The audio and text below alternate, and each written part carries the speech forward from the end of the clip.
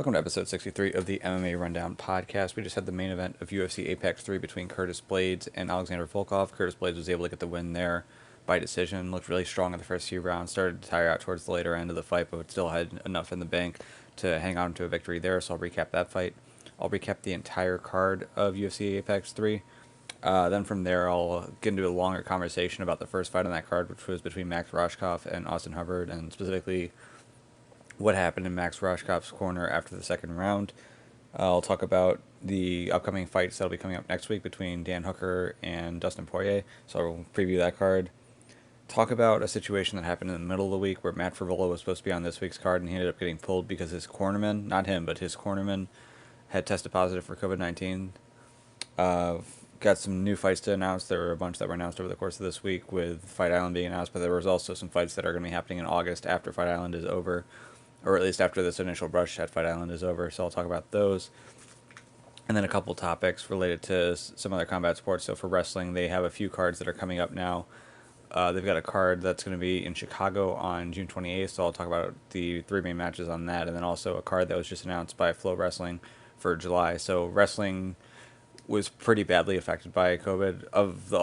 Among all the combat sports, you could argue that it was affected the worst, I guess, because the Khabib and Tony Ferguson fight was taken away by COVID-19. You could argue that MMA might have been hit a little bit worse, but for wrestling, they had just finished up their conference tournaments and were headed into the NCAA tournament, and that all got completely shut down. So there were a lot of matches in that tournament that a lot of people wanted to see, but there were also a lot of international matches with the Olympic trials that were about to come up as well that people wanted to see. So some of these cards are going to be putting some interesting matches on. And then for Jiu-Jitsu, there was the Third Coast Grappling Kumite number 2 that happened. That had a lot of top guys in the world in it, so I'll recap that as well. Back to the top, we have Curtis Blaydes versus Alexandra Volkov. And just right off from the start, Blaydes was able to get Volkov down. Volkov did a pretty good job in terms of not taking a lot of damage on the ground. But that being said, it's not as though he initially was very effective at getting back up to his feet. For much of the first round, he was kind of like in this turtle position where he had a grip on Blaydes' hand. And it seemed like a lot of times when Volkov was down, he was content to just kind of hang on and wait for Herb Dean to step in and stand him up rather than actively like pushing off of the hips and working his way back up. And that's not necessarily a bad thing. The more active you are, sometimes that means there's more space for the guy on top to land his shots, and Curtis Blaydes is very dangerous from top. There were some moments in the fight where he was landing some really hard elbows, so I can see why Volkov took that approach. But with that being said, it's tough to win the early rounds if that's what you're doing, and you kind of have to rely on your opponent getting tired as the fight goes on and then being able to finish him in the later rounds. He was able to get Blaydes tired, but he wasn't able to finish him in the later rounds. So for Blaydes, he just continued on with the same strategy over the course of the fight where he was going to try to shoot in on Volkov and take him down. I did like what he did at the start of the second round, and I talked about this in the preview, where when I was talking about this fight, I was saying, look, from a grappling standpoint, or definitely from a wrestling standpoint, Curtis Blaydes has the edge there. On the feet, Volkov should have the edge, but the question is going to be if Blaydes is able to offer enough of a threat with his wrestling that it really dumbs down what Volkov does on the feet and really opens up opportunities for Blaydes. And early in that second round, Blaydes was faking shots and then throwing overhand rights, and was actually landing some really hard shots on Volkov, but Volkov was able to take them, which was pretty impressive by him. But with that being said, just over the course of the fight, Blaydes was able to continually take Volkov down. Was very effective at shooting in the middle of the octagon, either getting a takedown before they hit the wall, or once they got up to the wall, being able to drag him down at that point. So early on, Blaydes did more than enough to win the rounds. But like I said, Volkov was very conservative on the ground, didn't really give himself a whole lot of opportunities to get up on his own, didn't give himself a whole lot of opportunities to submit Blaydes, but with that being said, he also didn't give Blaydes the opportunities to create space and land a lot of heavy shots from top as well. So put himself down in those early rounds. As the fight wore on, Volkov was able to find some more strikes. You look at the strike counts, especially for the last two rounds, Volkov had the edge there, and part of that's because he was hanging on to Blaydes, keeping his posture low and landing some short elbows from bottom. So those count in terms of numerically, but it's sort of hard to tell how much credit you give a guy for taking his opponent down and getting on top, and how much credit you give the guy on bottom for landing a few more shots from bottom, even if they aren't terribly hard and don't have gravity on their side. But either way, as the fight wore on, you could tell that Blaydes was getting tired.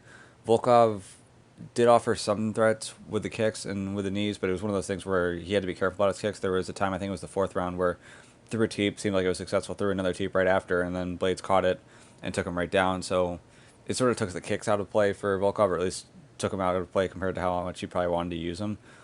And for him, he'd have brief moments, but it would seem like every time he'd start to gain some momentum, Blaydes would get his hands on him, and whether he was able to take him down or whether he was able to hold him up against the fence for a little while, it was enough to mess with Volkov's momentum. So in the end, Curtis Blaydes gets the decision win here, even though he was pretty tired at the end of the 5th round.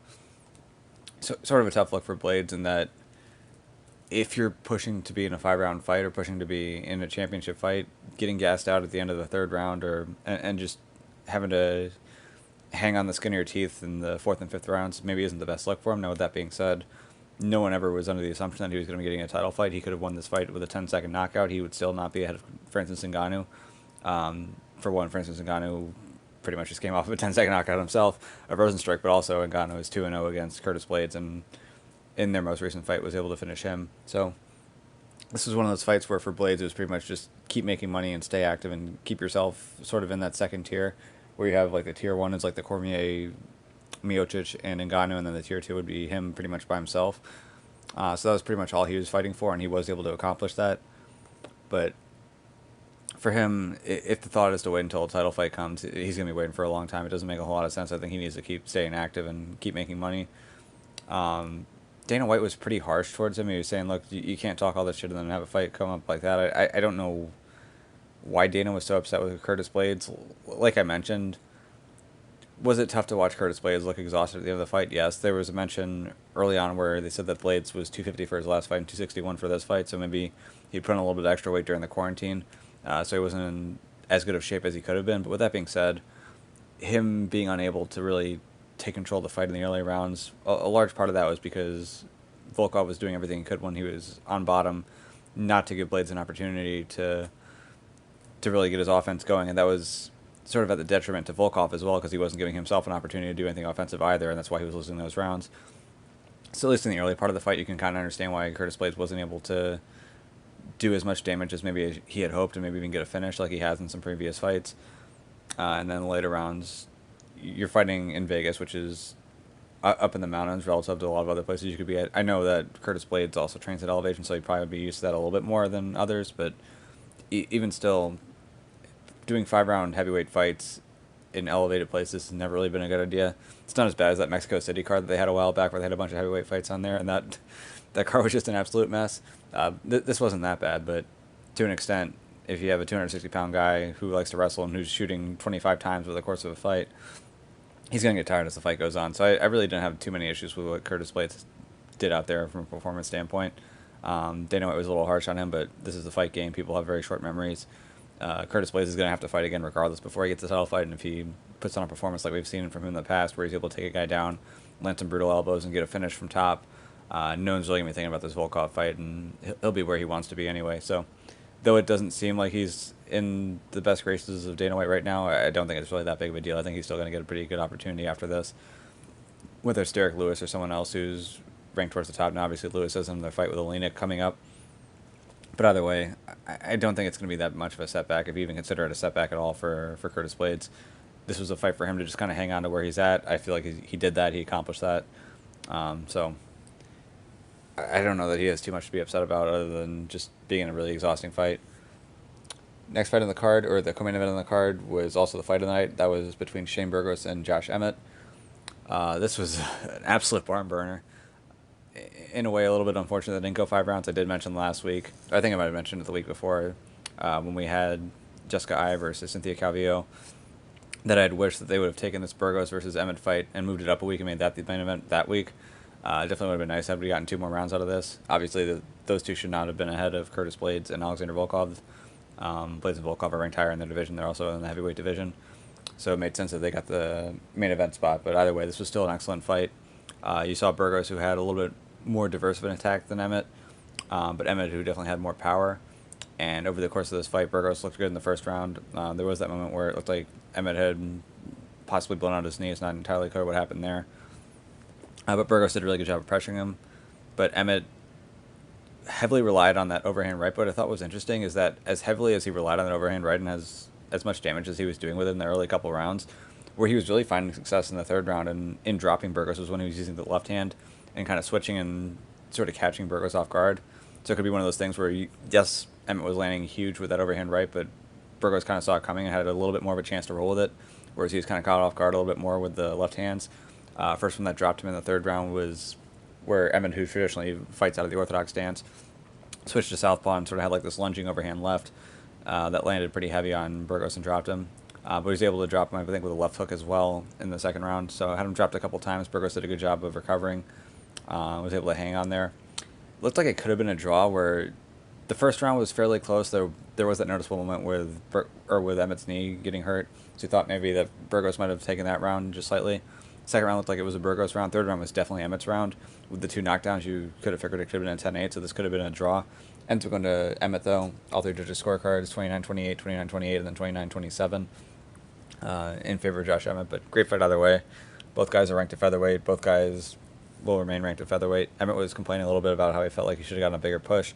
For the UFC, in terms of who they're going to invest resources behind, the idea is that if the UFC is going to spend $100,000 propping up a fighter, they expect there to be a really big return on the $100,000. And if the fighter comes across as relatively boring, then no matter what they do with that money, whether it's on ads, whether they're spending that money on production, trying to create assets that they can share on YouTube or whatever else they're going to do, they feel like people aren't going to tune in. It's not really going to be worth their time or money.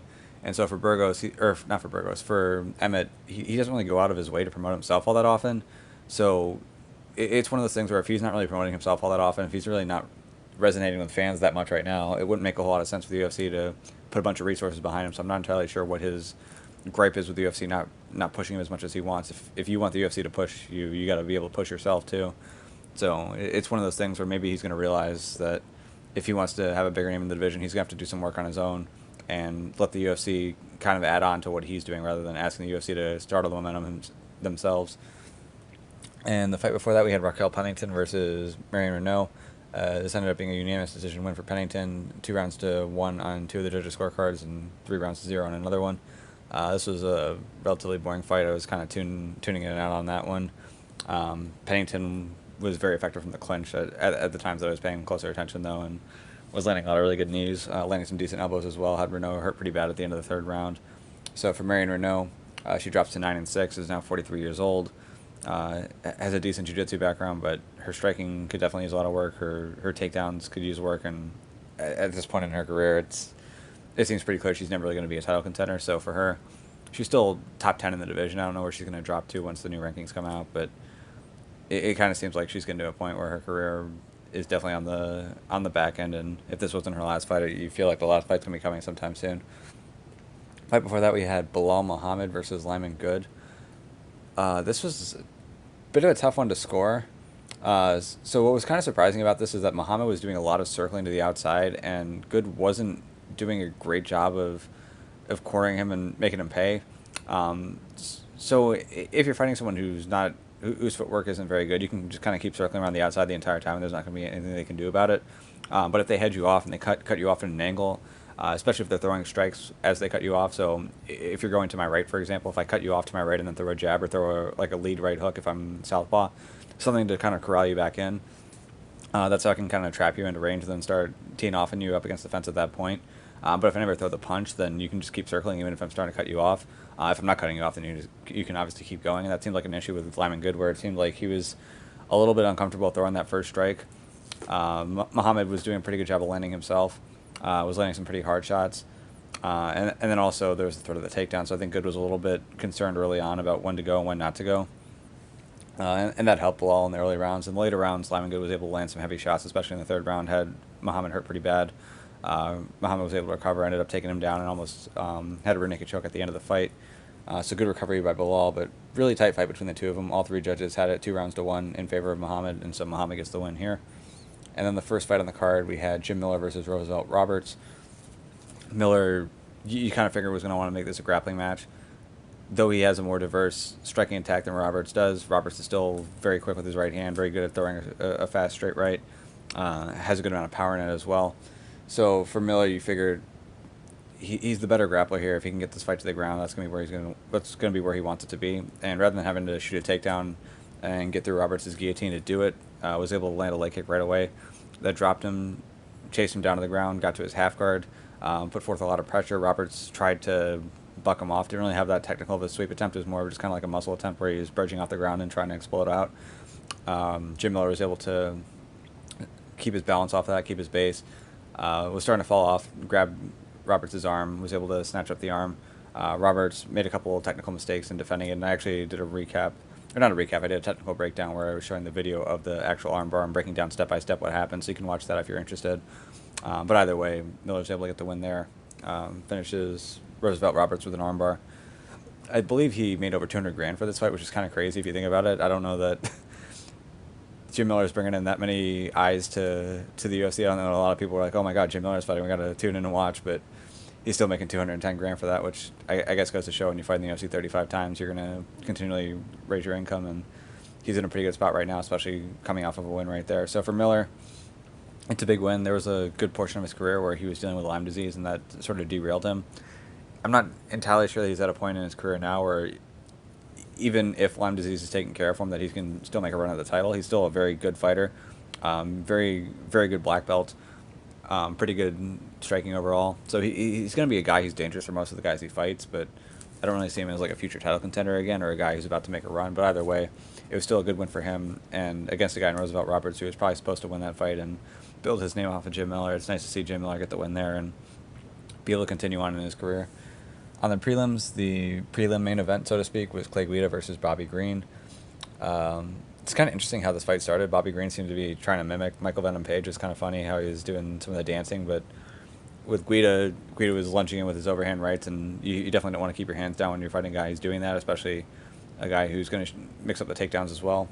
Guida had his moments where he's able to take Bobby Green down, but wasn't terribly effective from top once he got him down.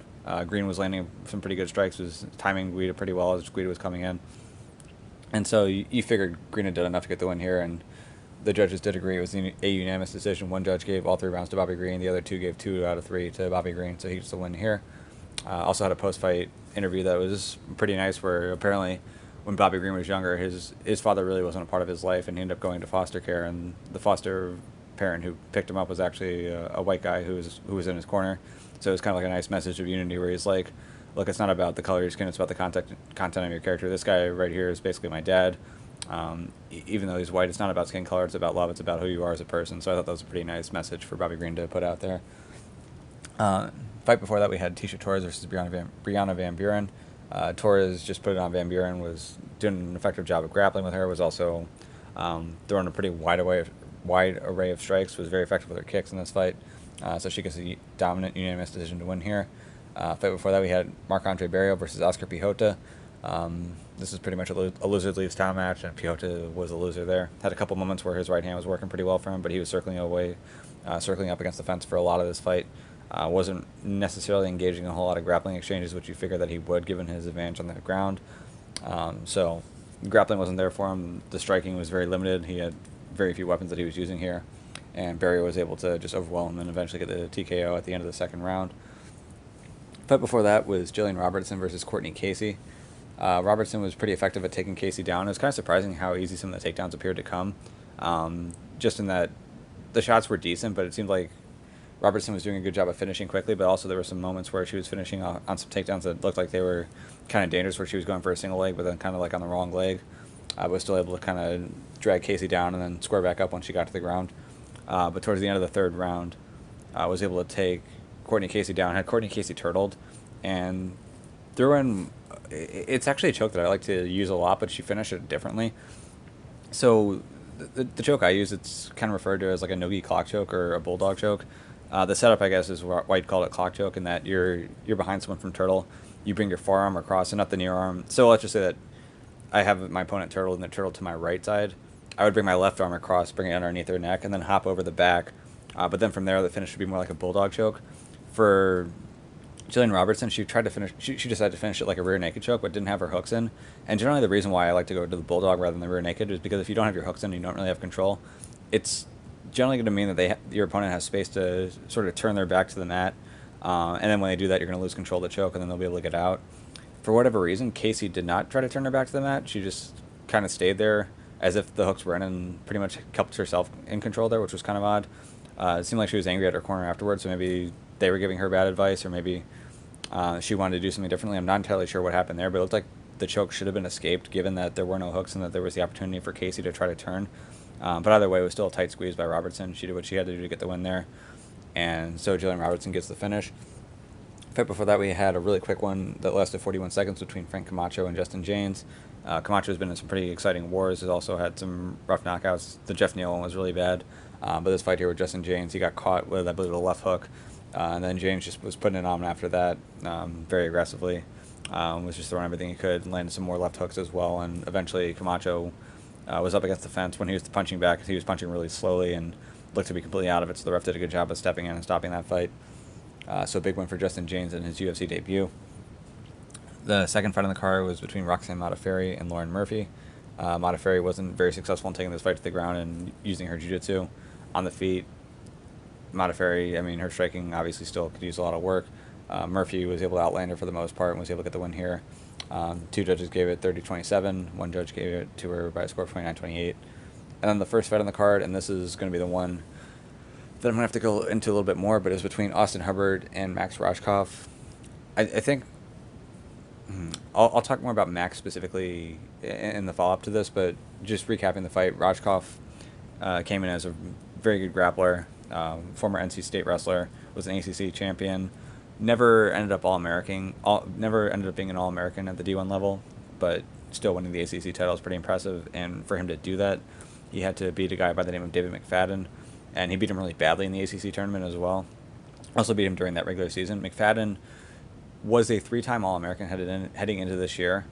Probably would have been an All-American this year as well had they actually had the tournament and had it not been canceled due to COVID. So effectively, this David McFadden guy, who's a 4-time All-American, for whatever reason, he had no success with against Max Roshkopf when they wrestled. So even though Roshkopf never became the All-American himself, he had some impressive wins over some guys who were at that level. So that's what his background was from a wrestling standpoint. From a jiu-jitsu standpoint, after graduating in 2017, he got into jiu-jitsu, was training with Robert Drysdale at Zenith in Las Vegas, and has had some pretty good success there, to the point where he actually had a match against Ethan Krellinston last year. Krellinston in 2017 won the ADCC trials, qualified for ADCC, and then lost in the round of 8 to the eventual silver medalist AJ Agazarm. Ended up losing that match in overtime. So that's where Krellinston was at. But Krellinston had a match against Max Roshkopf. Roshkopf at the time was a purple belt. I believe he's still a purple belt right now. And Roshkopf actually was able to catch him in a dart choke and choke him out to sleep. So Roshkopf's a guy where he's got really good wrestling background, but has had a lot of success in jiu-jitsu so far for someone who hasn't been in jiu-jitsu all that long. Has some submissions over some really good guys, has had some good performances even in losses. He had a loss to Nate Orchard where he was able to pass Nate Orchard's guard before then. Had a loss to Keith Krikorian, who was in ADCC this year, where he was able to pass Krikorian's guard multiple times. So he's shown some promise for someone who hasn't been in jiu-jitsu all that long. And one of the things that interests me about Max Roshkopf, and I think this is something that you also see a lot from Gary Tonin, but I think this is going to be a big evolution in MMA and possibly even within jiu-jitsu as well, is that we're used to seeing wrestlers in MMA where when they shoot in on a takedown, they're just looking for the takedown. And say if they shoot in on a single leg, like you stop the single leg, you know that what they're going to be looking for next is probably a double leg, or they might try to make an adjustment off of there and run the pipe. But oftentimes if they're shooting a single leg, you might kind of extend out that other leg to create some distance, so it's harder for them to wrap their arms around the second leg or to switch off to that double. And that makes sense in a wrestling context. But we're seeing now some of these jiu-jitsu guys, where they'll shoot for that single, you'll widen up your base to prevent the double leg, and then they'll take advantage of you widening up your base and then shoot underneath for your leg and try to go for a leg attack. And that's something that I'd like to see some more of in both the jiu-jitsu world and also in MMA. And we see that a lot with Gary Tonin, where he'll shoot a wrestling takedown and then kind of use your wrestling defense against you to set up a leg attack. To an extent, we would see it with Damian Maia, where if you defended a single leg from him, he would just kind of like pop down to his butt, set up a single leg from half guard. So he'd drop down to half guard, set up a sweep attempt from there to come back up and get the finish that way. So we have seen sort of like these jiu-jitsu responses to wrestling defense. But Max Roshkopf's another guy who does a really good job of mixing up wrestling and jiu-jitsu. Even in this fight in the first round, for him attacking that heel hook, it was off of a takedown attempt that it was defended. So for him, he's got very good wrestling. He's very good at taking opponents to the ground, even though Hubbard beat him up pretty bad in this fight. Had some really good moments of wrestling and him being able to get this fight to the ground. Had some decent submission attempts as well, even though this fight didn't go his way. But just as a prospect, I'm very high on Max Roshkopf. I think he's one of those guys where the more time he gets, the more he can clean up his jiu-jitsu technique, because he is still fairly new to jiu-jitsu, even though he is a purple belt. But as he cleans up his jiu-jitsu, as his striking grows, and again, like I mentioned, this is a guy who graduated in 2017, so he hasn't been in MMA all that long. I feel like he's the type of guy where in a few years he can be a serious problem in the UFC for a lot of guys, and he can be a guy who can potentially be a contender. For him, he was 5-0 at this point. A lot of people were really high on him. His manager was really high on him. And his manager reached out to Sean Shelby multiple times, like, look, I got this guy, Max Roshkopf. Like, he's a killer. He's 5-0 right now. This guy's going to be the future. And that was sort of what led to him getting this opportunity here as well when it came up on short notice. But unfortunately, for him, the striking just is not very far developed. He had his moments on the ground, but Hubbard was able to get back up after the failed heel hook attempt. When Hubbard was taken down the first time, he was able to kick off the fence and use the fence to get back up to his feet. And so for Roshkopf, he didn't take advantage of his opportunities when he did have the fight on the ground. But then when the fight was on the feet, it just looked like he was kind of looking to throw 1 or 2 shots at a time, generally 1 shot at a time, trying to draw Hubbard's hands up and then try to freeze him with a single strike, and then once he's frozen, then try to shoot underneath, get the takedown. But that was not working against Hubbard, and it caused some serious problems. So Hubbard gets the win here, just absolutely ran over him in the second round. Was just lighting him up after getting taken down initially after what was a fun attempt from Roshkopf where he went for an Imanari roll, didn't get it, but then shot in on a double, was able to take Austin Hubbard to the ground, which again is a fun thing about Roshkopf, is that he really does mix up his jiu-jitsu and his wrestling really well, and that's what I find really exciting about him. But the fight just did not go his way at all. But after the second round, he's in his corner, and he's just telling Robert Drysdale, like, look, call it, like, this is it, call it, I'm done here. I can't do this anymore, like, I'm done, this guy's got me, it's over.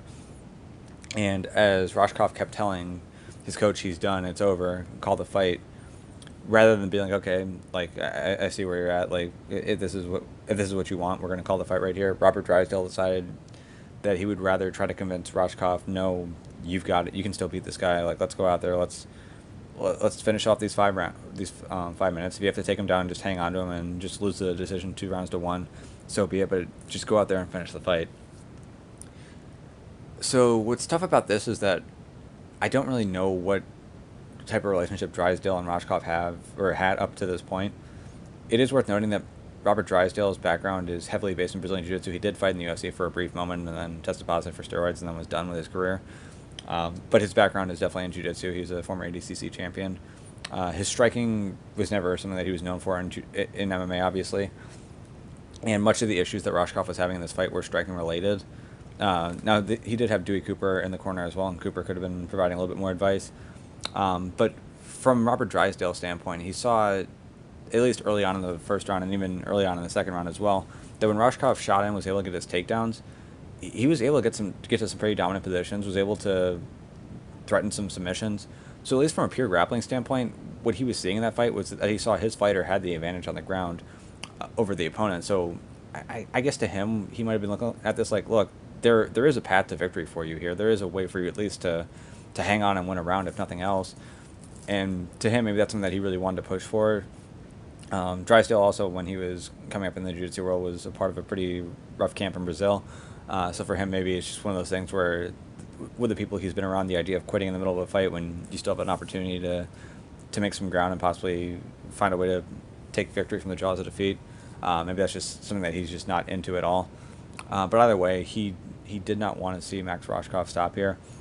It's unclear how hurt Roshkopf was, whether it was just one of those things where he's like, look, I feel like I'm a human punching bag right now. I can't get my offense off, and Hubbard's getting all of his offense off, so I just don't want to take any more damage than I have to. Or whether he actually was like injured, whether it be like a broken orbital or something else that we just didn't know, and he didn't want to take any more damage to that. It's pretty unclear what the specific issue was there, but it did kind of look like it's one of those situations where Roshkopf wasn't like physically injured at that point. There was a decent chance that he would have been, or would have been hurt pretty badly had the fight gone on. But maybe that was one of those things where Drysdale was looking at it and saying, you know, like, you're physically capable of continuing on here. Let's do it. Let's hang our head high on how this fight ends, and if we can find a way to get a finish and steal this fight on the ground, let's do that too. So it seems like that's where Robert Drysdale was with this. But with that being said, if your fighter just continually says, I'm done, at some point you got to be like, okay, that's it. And it seems like he kind of did get to that point.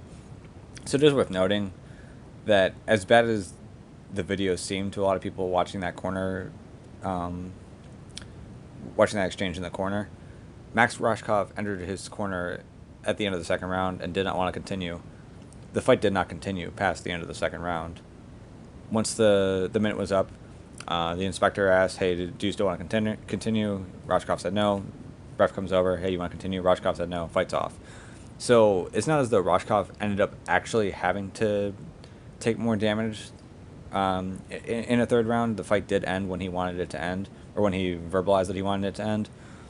So to that end, could you say that it's a no harm, no foul thing? Maybe.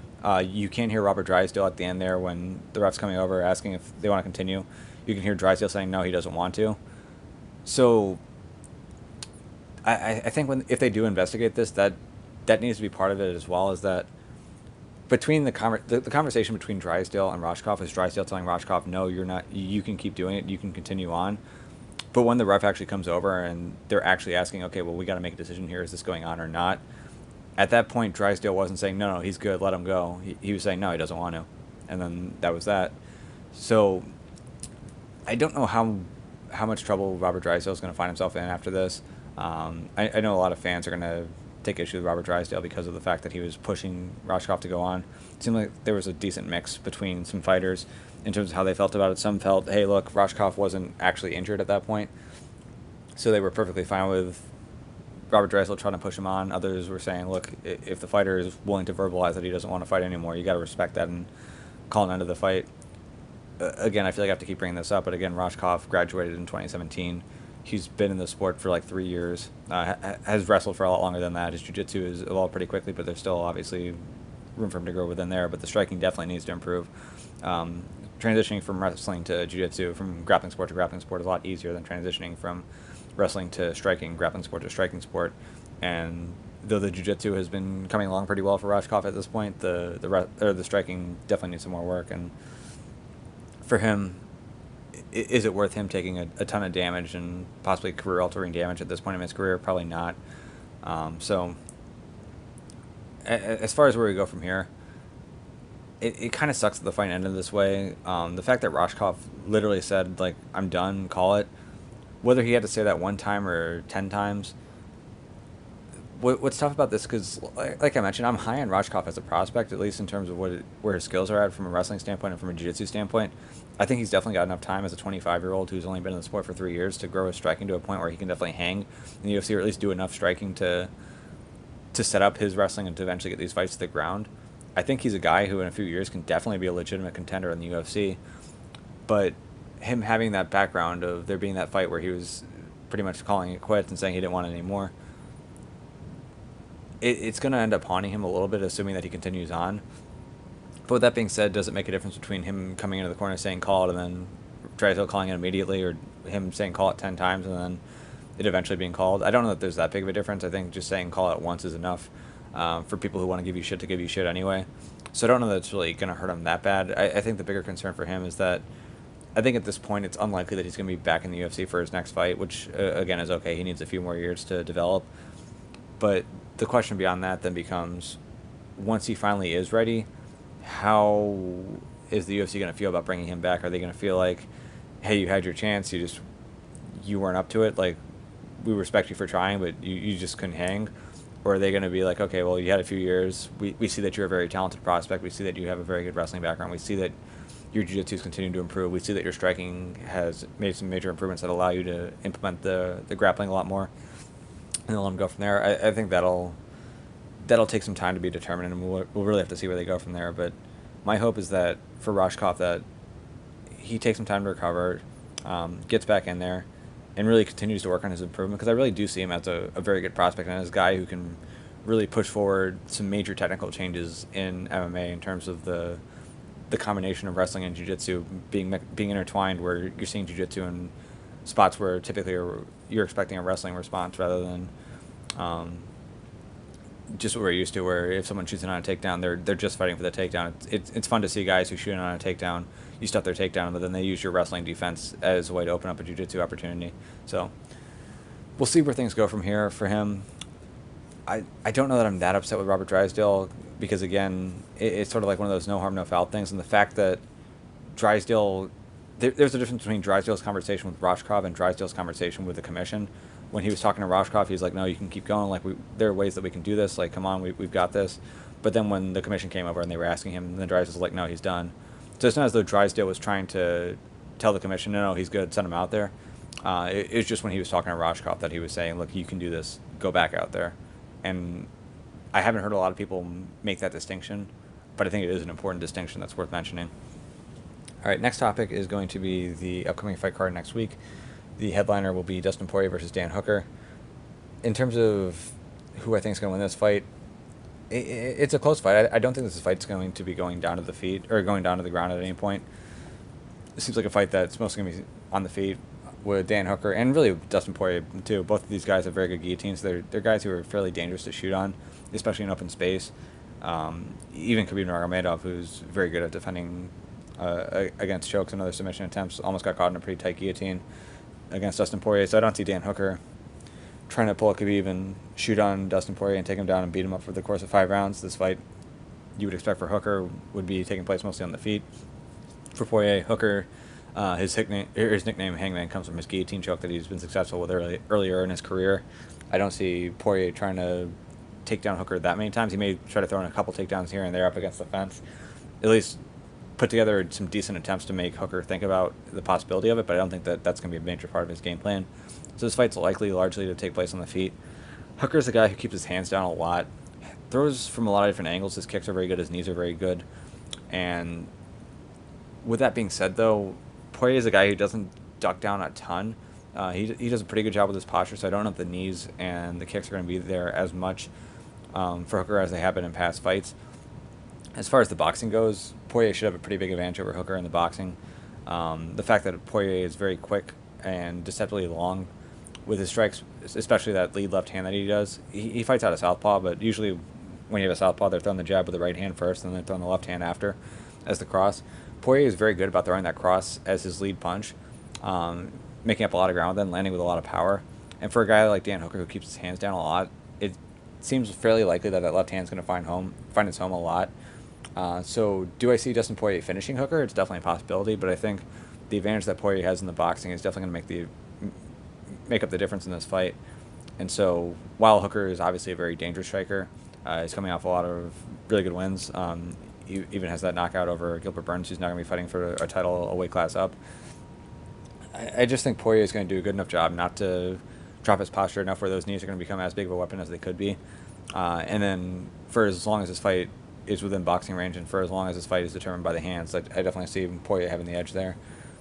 In the co-main event, we have Mike Perry versus Mickey Gall. Mickey Gall, I'm surprised is still in the UFC. I guess he has enough of a following after his win over CM Punk.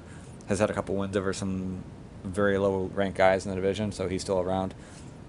But he's one of these guys, I think at this point he's probably a jiu-jitsu black belt, but at welterweight it's not as though black belts are super rare, especially in the UFC. There are plenty of other black belts in the UFC.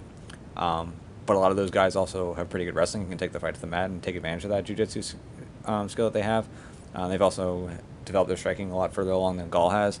So with Gall, you have a guy who's not terribly effective at taking fights to the ground, who doesn't have very good striking, and though his jiu-jitsu is very good, it's not as though it's like devastating compared to what you also see from other guys in the division. Going against Mike Perry, who's not exactly the easiest guy to take down. A lot of guys who fight him want to take him down and aren't able to. Perry's a decent purple belt. Gall should definitely have the advantage on the ground, but I don't know within MMA context how well Gall would do on the ground. From top, I think he should be fine, but from bottom, I could see Perry picking his shots and being able to win the rounds from top, even though he's not going to pass Mickey Gall's guard necessarily. He'd still be able to land enough punches to win a round in an MMA context. But on the feet, Perry's a better technical striker than Gall is, but also has a lot more power than Gall. And I'd figure that with this fight starting on the feet, that Perry's just going to pick Gall apart. Gall's going to take some panic shots, probably going to get tired pretty quickly, and Perry's going to be able to get a finish there. So I would definitely put money down on Mike Perry.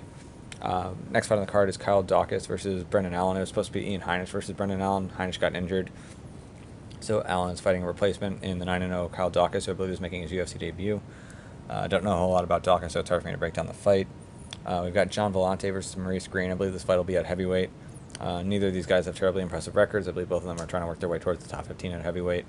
I don't know that a win puts either of them in the top 15, but it'll still be a decent heavyweight fight to watch.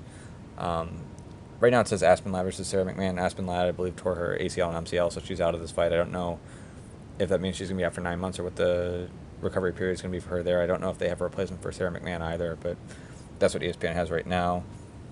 On the prelims, we have Kama Worthy versus Luis Pena.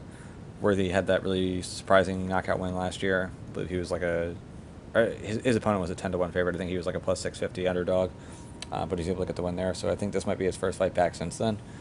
We've got Felipe Lins versus Tanner Boser. Lins was a former PFL champion. I believe he lost to Andre Arlovsky in his last fight. So he's returning against Tanner Boser, a pretty solid Canadian heavyweight. We've got Mara Romero Barella versus Miranda Maverick. Miranda Maverick is 9-2. Had a decent run in Invicta. She's making her UFC debut in this fight. As far as I know about her, she's got a pretty good jiu-jitsu background. I believe she's a purple belt, but has been pretty active on the competitive jiu-jitsu scene. At a tournament last year where there was like a men's division and a women's division for the Invitational. I was in the men's division, but she was also in the women's division. She did pretty well there. Got to the finals until she lost to a girl by the name of Hannah Sharp, which I believe she was a brown belt world champion in Nogi, so that's not a bad person to lose to. Fight before that is Sean Woodson versus Kyle Nelson.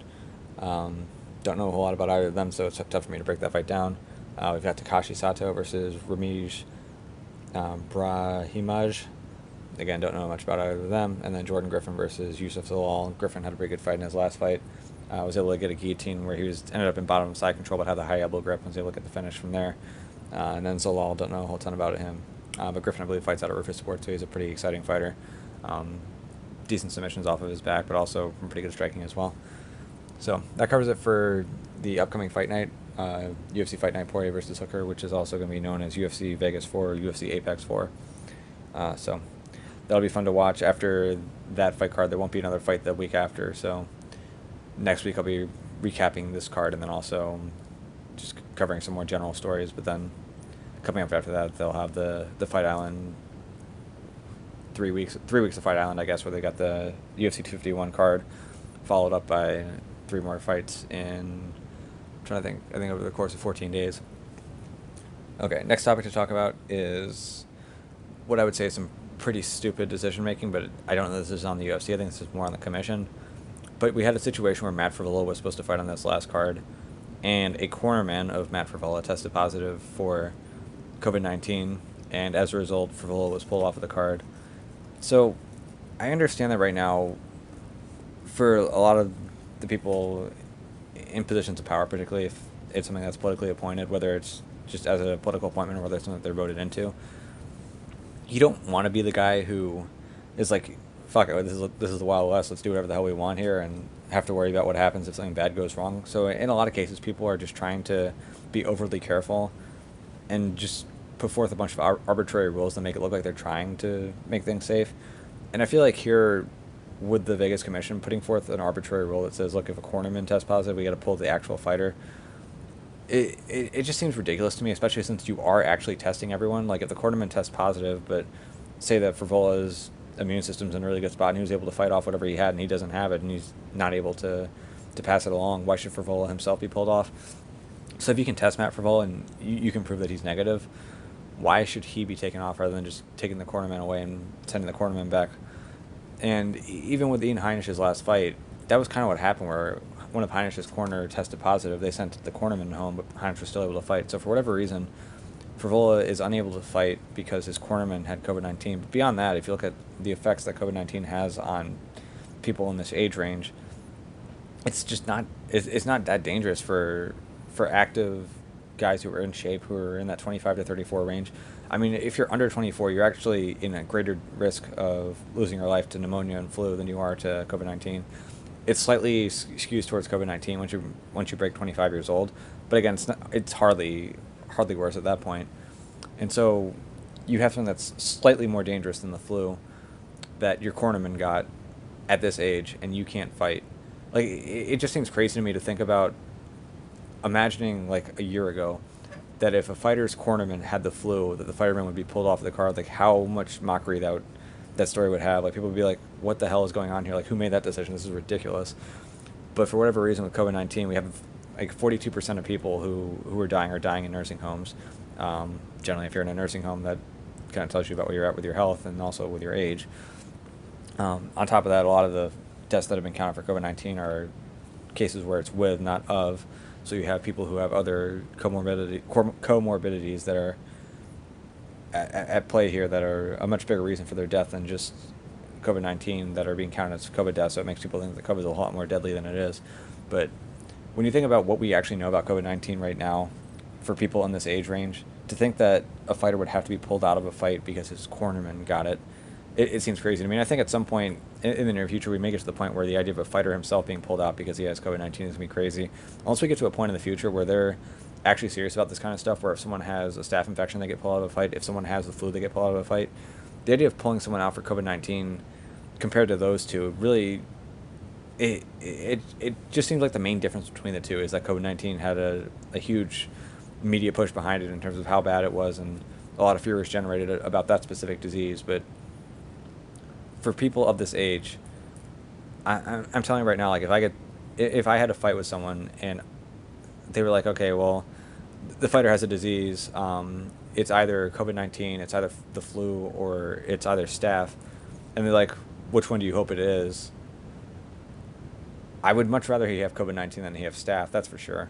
Then compared to the flu, I guess COVID-19 is probably a little bit worse than the flu, although a lot of these COVID-19 cases are asymptomatic, so I guess there's a chance that if you catch asymptomatic, like if you have like an asymptomatic contraction of COVID-19, then that's probably going to be the best of the three options for you. But just the idea of someone getting pulled off of a fight card because his cornerman had it just seems so ridiculous to me, especially as more information comes out about this disease. But when you're the UFC, you're working with the government, and if the government's going to put these rules in place, you kind of have to play along, so that's where we're at, and it sucks for Frevola, but hopefully he's able to get back on a card in a few weeks and able to actually go out there and compete. Next thing to talk about is going to be some fight announcements. So this one I mentioned before, but I'll mention it again. Derek Lewis is going to be returning at heavyweight against Alexei Oleinik. This fight will be taking place in August. So for Lewis, it seems like he's fought most of the top guys in the division, so I guess Oleinik's one of those guys where he hasn't had a shot at him yet, so you might as well put that fight together. Oleinik's coming off of a win over Verdum, so I guess for Oleinik, really good opportunity here. If you get wins over Verdum and Lewis, you can find yourself fighting some top guys pretty soon, or at least some top 5 guys possibly even pretty soon. Not that I see Oleinik as a guy who can hang on the top 5 guys, but you get a win over a former champ, and then you get a win over a guy in Derek Lewis who's a former title challenger. That's got to mean something. Another fight that's interesting at light heavyweight is going to be Anthony Smith versus Alexander Rakic. Rakic, I believe, I know he's coming off of a loss. I believe it was to Ozdemir. I don't remember exactly who it was to. But he was a guy who is considered an up-and-coming prospect at light heavyweight, very dangerous guy. Very strong, very, very well-muscled, very dangerous striker, has excellent kicks. But he's going to be returning against Anthony Smith. Smith is returning after that fight against Glover Teixeira, where he kind of had that moment with his corner where he wasn't explicitly saying that he wanted out of there, but it seemed as though there were some implicit messages being sent there. Though he denied it afterwards, it kind of felt like his body language was saying he didn't want to be there anymore after the 3rd round. But he continued on, took a beating, and eventually was finished off. Seems kind of surprising that he'll be returning so soon in August against Rakic. Rakic is definitely a dangerous guy who can hit pretty hard. Doesn't seem like the kind of guy who's going to be dangerous over the course of 5 rounds. I think this is going to be a 3-round fight anyway, but it doesn't seem like a guy who's dangerous during the later rounds, but in the early rounds he'll definitely be dangerous. So this fight could be fireworks in the 1st round or 2, but then 3rd round might be a little bit rough if both of them make it to that point. Next fight to talk about is an interesting fight at women's flyweight between Nico Montano, former champion who almost never fights, so I guess mention this fight might not even be worth my time right now because it seems like there's a decent chance that Nico's going to pull out at some point, whether she misses weight or whether something else pops up. But for the time being, she's scheduled to fight Julia Raging Panda Avila. Avila looked really good in her last fight, very quick win over, I believe it was Gina Mazzani.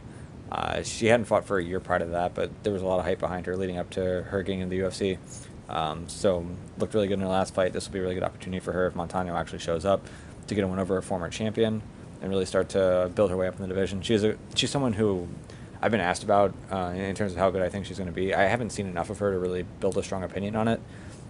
But if we do get this fight, especially if Montano is able to stick in there for a little bit or for a little while, especially longer than Avila's last opponent, I'll probably be able to get a better read on where Avila's at technically and kind of get an idea of where she can go in the division from there. So it's a fight I'm interested in seeing, assuming that it actually happens.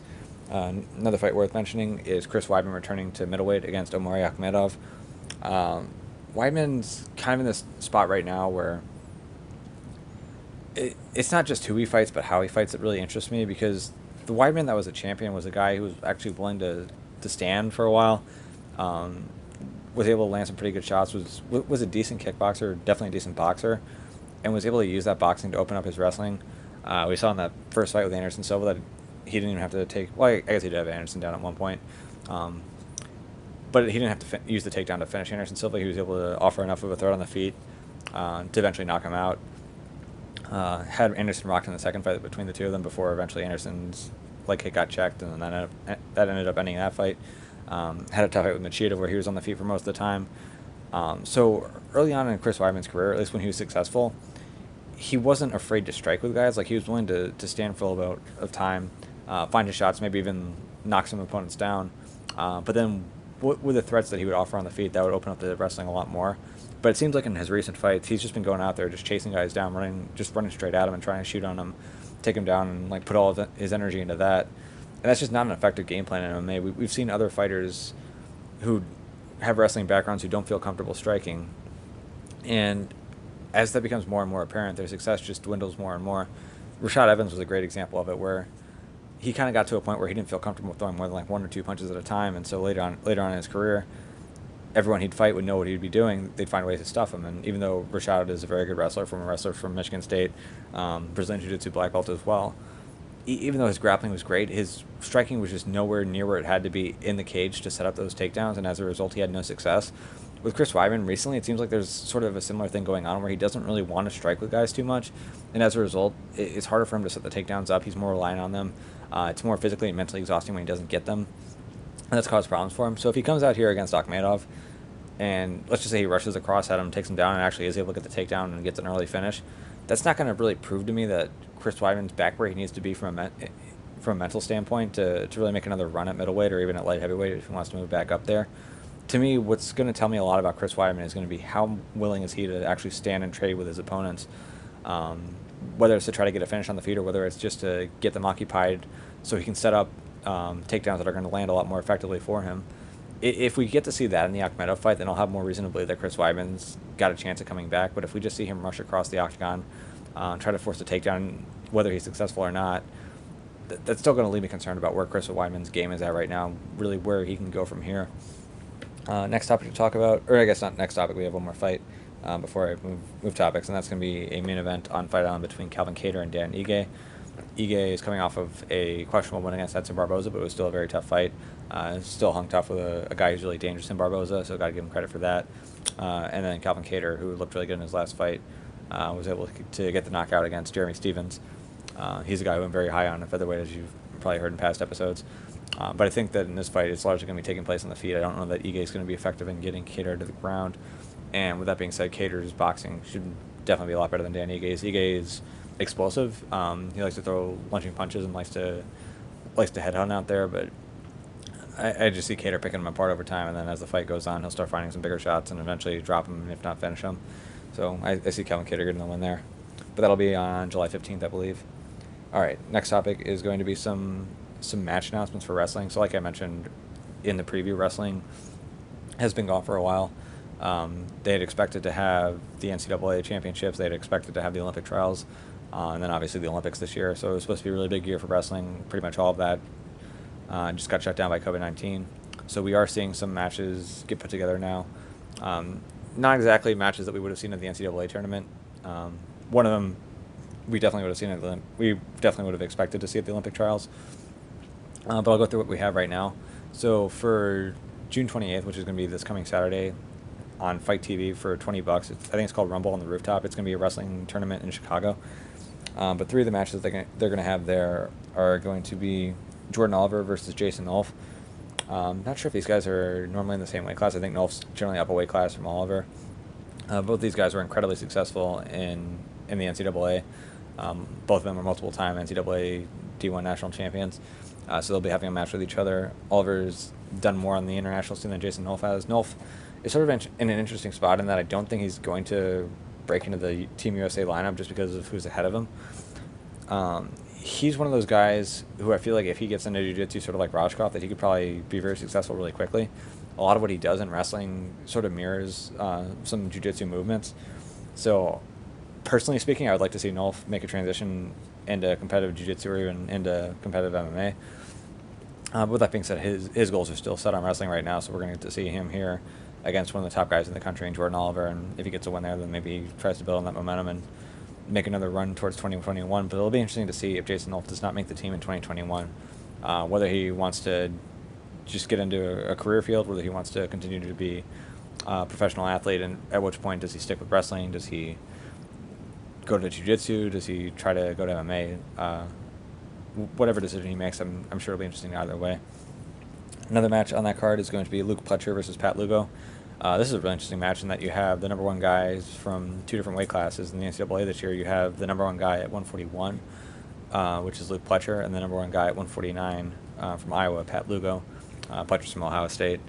So in terms of how these guys wrestle, Lugo is a lot more defensive than Pletcher. Pletcher is a more aggressive wrestler. Lugo, very tough to score on.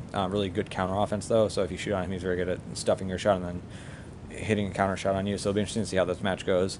Whether it's going to be a typical low-scoring Lugo match where he's able to pick his spots and win like by a score of 1 takedown to 0, or whether Pletcher's going to be able to get a finish on Lugo and put Lugo behind and force Lugo to have to chase him down and try to score on him to tie it up or to get the win. And then the other match to watch is going to be Pat Downey versus Joe Rao. So we have Pletcher and Downey on this card. And then for July 25th, there's going to be a card that Flowrestling puts on that both Pletcher and Downey are going to be on. The main event of that card is going to be Kyle Dake versus Frank Chamizo. Chamizo, multiple-time world champion. Kyle Dake has won a couple world championships, though not at Olympic weights. Dake was hoping to make the Olympic team this year by beating Jordan Burroughs, who he has one win over in the past. It'd be interesting to see where they'd be at right now. I think a lot of people would expect Dake to get that win right now, or at least get that win in 2020. We'll see where they go in 2021, but Chamizo is a guy who's been really tight with Burroughs. So if Dake can get a win and get a dominant win over Chamizo, that would definitely send a message moving forward. Co-main event is going to be a really good one. So Pat Downey is a name that you've probably heard of a lot, just because he's done a good job putting his name out there. He's been really active in the jiu-jitsu scene. Had a match with Gordon Ryan. Had a match with Nick Rodriguez as well, or had a couple matches with Nick Rodriguez as well. But he never ended up winning an NCAA title, but was always towards the top. He had some personal issues that kind of give him some trouble too. Like he had transferred to Iowa at one point, but was never able to earn eligibility while he was there, so he didn't get to wrestle that year. But he was never expected to make the team for Team USA, especially since he was at David Taylor's weight. But David Taylor ended up getting injured at the Beat the Streets event that you had the Jordan Burroughs versus Ben Askren match on. And as a result, it created an opening at that weight for the 2019 World Team, and Pat Downey ended up filling in that spot and beating some really good guys, including Miles Martin, to take that spot. Ended up having a decent World Championship tournament, too. Got a couple wins there. I think he finished 5th, or definitely finished in the top 10 there. So really good year for him there. And with him having a very interesting personality, it's been interesting to see how you have the former world champion and David Taylor just kind of sitting back, watching this sort of crazy guy take a spot and talk a lot of crap in the meantime. And we just haven't seen the match between these two since David Taylor went down with an injury. We were supposed to see that at the Olympic trials, but we're gonna get to see it now, and it's gonna be happening on July 25th. So this is a match that's long been waited for. After Pat Downey earned his spot to face David Taylor, Taylor afterwards ended up getting injured, and so this was a match that had been promoted pretty well up until that point. It didn't end up happening, but we're finally going to get it, and I think a lot of people are going to be excited to see it. And the last match worth mentioning is going to be a match between the guy who was number one at 141 this year, who is Luke Pletcher of Ohio State, and the guy who won the NCAA championships in 2019 for Rutgers, at Anthony Ashnault, at 141 pounds. So Ashnault's still active in wrestling, hasn't really shown that he's likely to make the world team for the U.S., but he's still a really good guy, really dangerous guy. And then for Luke Pletcher, had a really good year this year in college, was never able to compete in the NCAA tournament and have a chance to prove himself as the number one guy. He did have Nick Lee at Penn State, who was giving him some problems. He was able to beat Nick Lee in the Big Ten championships after losing to him in the regular season. So it's not as though he was like well ahead of the field at 141, but he was the number one guy heading into the tournament. But it'll be interesting to see the number one guy, or the number one seed in 2020 going up against the guy who won it all in 2019. So that'll be another fun match. Last thing to talk about is going to be Brazilian Jiu-Jitsu. So there was the Third Coast Grappling Kumite over the course of this weekend. Really strong tournament with 8 really good black belt competitors in it. In the first round, they had Gustavo Batista, who won the last Third Coast Grappling Kumite, though it was at a lower weight, going up against Tanner Rice, who's a much bigger guy than him. And Batista was able to dominate this match against Tanner Rice, very effective with his guard passing, and ended up winning by a score of 11-2. Next match in the first round was between Felipe Andrew and Jake Watson. Felipe Andrew ends up going overtime here, and then in overtime is able to pass Watson's guard and win in overtime. I guess they call it golden score when you are the first one to score in overtime. Another match in the first round was Victor Hugo versus Ricardo Evangelista. Hugo's looked very good, won the Black Belt World Championships in Nogi in 2019. Has had a pretty good year, even beat Nicholas Marigali at an event called Who's Number One for Flow Grappling. So he's had a lot of momentum behind him. But here in this match with Evangelista, a pretty close match, but he was active enough to get the win by referee decision over Ricardo Evangelista. And then the last one in the first round was Jonatas Gracie versus Pedro Marino. Gracie coming back right away after beating Edwin Najmi the day before at Fight to Win. But he ends up winning in overtime by golden score against Pedro Marino, coming up on a sweep from 50-50. In the semifinals, it was Gustavo Batista versus Felipe Andrew. Andrew's definitely the bigger guy than Batista here, and he was able to do enough to get the win here eventually. So he wins by referee decision. The other semifinals, Victor Hugo versus Jonatas Gracie. Hugo's a bigger guy than Jonatas, and Hugo's able to definitely use his size to his advantage here. Eventually, he ends up getting the win by Ezekiel choke. And so in the finals, you have Felipe Andrew versus Victor Hugo, and Victor Hugo is able to get the win there by footlock. Felipe Andrew, really good black belt out of Team Zenith, which is Robert Drysdale's team. So I guess spent a lot of time talking about Robert Drysdale at the start with Max Roshkopf. I guess we'll finish talking about one of Robert Drysdale's students getting to the finals of a really good tournament here at Third Coast Grappling before eventually losing to Victor Hugo. So that covers it for this week. Like I mentioned before, next week is mostly going to be talking about the Poirier versus Hooker card, recapping that. I'm sure there'll be some news that comes up over the course of that week.